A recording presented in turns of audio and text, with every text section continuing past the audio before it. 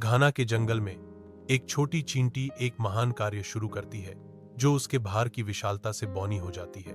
हंसी की गूंज अन्य चींटियों के रूप में गूंजती है जो उसकी अथक प्रयासों का मजाक उड़ाती हैं।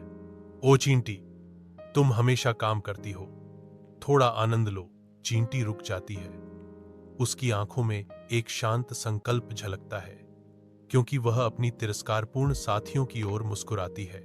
चींटी का घर अनाज से भर जाता है जो उसकी अथक लगन का प्रमाण है।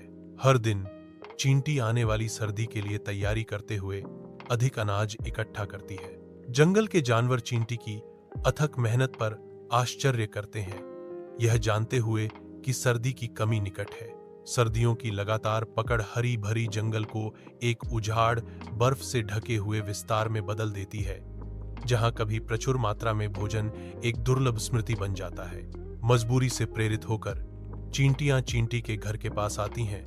उनकी भूख अतीत की भोग विलास की एक स्पष्ट याद दिलाती है। चींटी, आपने हमें बहुत अच्छी सीख दी है। कड़ी मेहनत और दूरदर्शिता सबसे महत्वपूर्ण चीजें हैं। अन्य चींटियां अपनी दुर्दशा से नम्र होकर कहती हैं,